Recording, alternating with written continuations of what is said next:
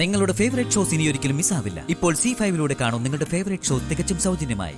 വീണയെക്കുറിച്ച് ശ്രേയ പറഞ്ഞിട്ടുണ്ട്, പക്ഷേ ഇത്രയും സുന്ദരിയാന്ന് കരുതിയില്ല. എടി, നിനക്ക് മനസ്സിലായില്ലേ? എന്റെ ആള് വിപിൻ ഇപ്പൊ ഗൾഫിൽ നിന്ന് വന്നേ ഉള്ളൂ. ഇനി ഞങ്ങളുടെ കല്യാണം കഴിഞ്ഞിട്ടാ മടക്കം.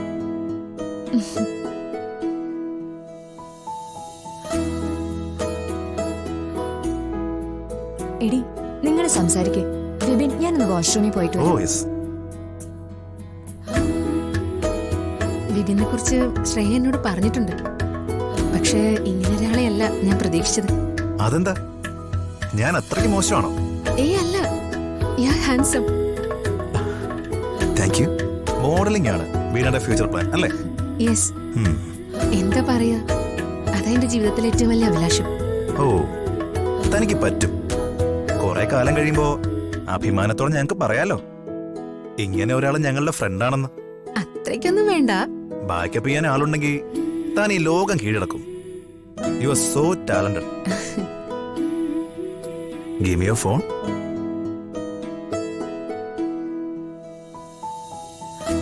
ഇതെന്റെ നമ്പറാ. എന്തെങ്കിലും ആവശ്യമുണ്ടെങ്കിൽ വിളിക്കേ. തന്നെ പോലൊരു സുന്ദരിക്ക് ഒരു സഹായം ചെയ്യേണ്ടി വന്നാ എനിക്ക് സന്തോഷം മാത്രമേ ഉള്ളൂ. Thank you. എടി, ഇനി എന്താ നിന്റെ പരിപാടി?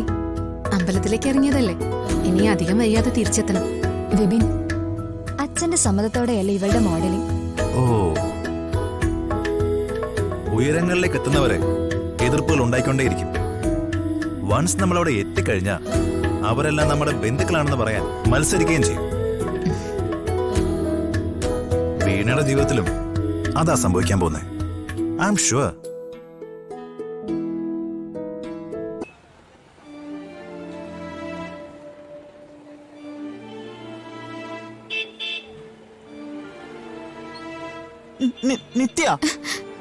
നിത്യ പതുക്കെ പോ.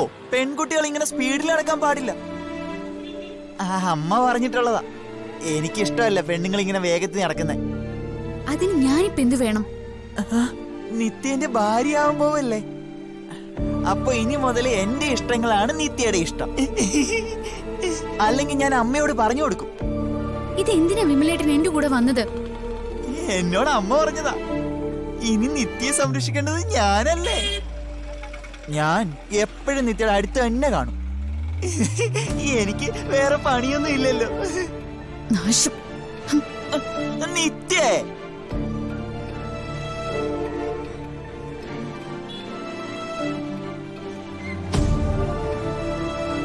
നിത്യേ, അങ്ങോട്ട് നോക്കണ്ട. ആ വയസ്സന്മാരെ കണ്ടോ? പെൺകുട്ടികളെ കണ്ട ചോര കുടിക്ക. ഞാൻ ഇവിടെ സ്ഥിരം വരാറുള്ളതാ. ഇവിടുത്തെ ആൾക്കാരെയൊക്കെ എനിക്കറിയാം. ആ, അത് തന്നെയാ കുഴപ്പം. വൃത്തികെട്ടവരെ കണ്ടാലും നിത്യക്ക് തിരിച്ചറിയില്ല. നിത്യേ, ഞാനും ഉണ്ട്. അയ്യോ നിത്യേ, ആ കടയിൽ കയറണ്ട. അവന്റെ നോട്ട ശരിയല്ല. ഒന്നും മിണ്ടാതിരിക്കുന്നുണ്ടോ? നിത്യേ,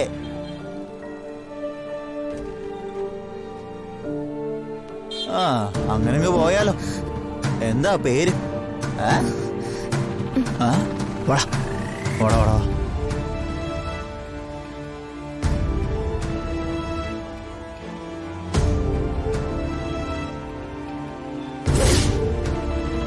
മോളെ ബാഗ്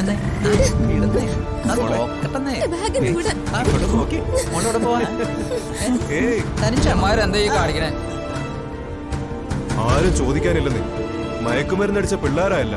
എന്തെങ്കിലും പറഞ്ഞാ പിന്നെ കത്തിയോ കടയാറയോ എന്താ എടുക്കുന്നതെന്ന് പറയാൻ പറ്റില്ല. അവന്മാർ വഴിക്ക് പൊക്കോട്ടെ. സാറേ, ഇതിലേ വരണ്ടായിരുന്നു. ഇവന്മാരെന്താ വഴിന്ന് മാറാത്ത? എല്ലാത്തിനും നെഞ്ചത്തോടെ കേട്ടു ഞാൻ. മോളുടെ വേഷം കൊള്ളാലോ, അടിപൊളിയാണല്ലോ. എന്തിനാ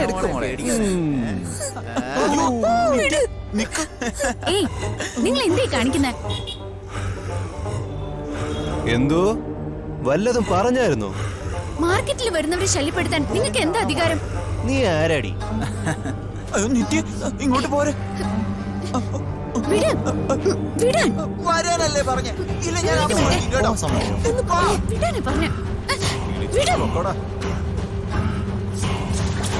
പേടിക്കണ്ടെന്നേ.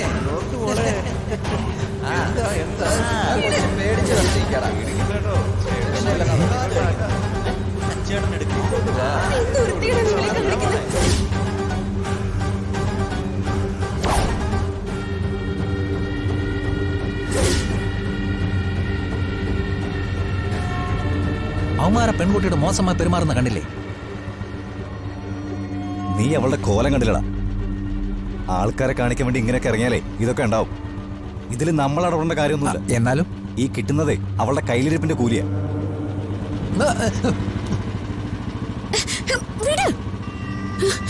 നന്നായി മോളെ, അവന്മാരടുത്ത് മുട്ടാൻ പോവല്ലേ, പിന്നെ തല ഉണ്ടാവില്ല. അവന്മാര് ചകുത്താമാരാ, അവന്മാർക്ക് വേണ്ടതേ ദൈവം തിരിച്ചു കൊടുത്തോളൂ.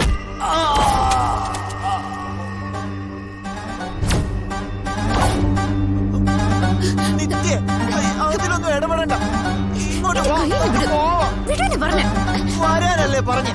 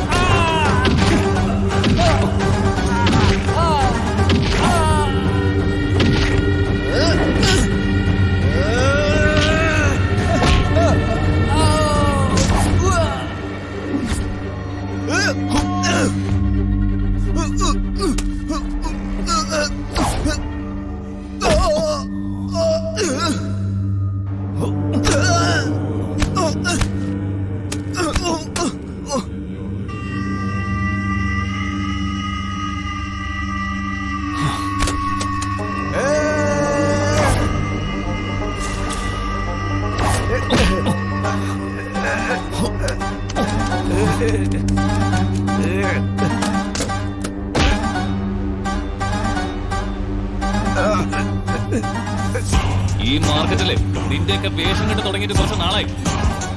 ഒരു കാര്യം നീയൊക്കെ മനസ്സിലാക്കിക്കോ, ചോദിക്കാനും പറയാനും ഇവിടെ ആളില്ലാത്തോണ്ടല്ല, ആർക്കും സമയമില്ലാത്തോണ്ടാ. സമയം ഉണ്ടാക്കി കാവില് നിൽക്കണമെന്ന് തീരുമാനിച്ചാലേ നിന്റെയൊക്കെ മുട്ടുകാൽ ഇവരെ തല്ലി ഓടിക്കും.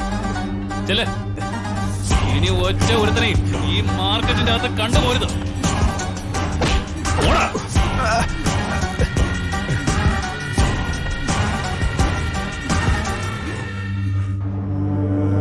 മോള് പേടിക്കണ്ട, എന്താന്ന് വെച്ചാൽ വാങ്ങിച്ചോ. ഇനി ആരുടെ ശല്യം ഉണ്ടാവില്ല.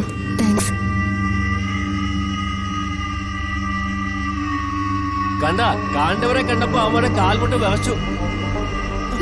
തല്ല് കൊള്ളുന്നവരായാലും തല്ല് കൊടുക്കുന്നവരായാലും ഒക്കെ വൃത്തിയോട്ടന്മാരാ. ഒന്ന് നിർത്ത്. ആണത്തുള്ളവര് അങ്ങനെ പലതും ചെയ്യും. അതില്ലാത്തവന്മാര് വാ പൊത്തി മിണ്ടാതിരിക്കണം. ഡൗൺലോഡ് ചെയ്യൂ C5 ആപ്പ്. കാണൂ എല്ലാ എപ്പിസോഡുകളും സൗജന്യമായി.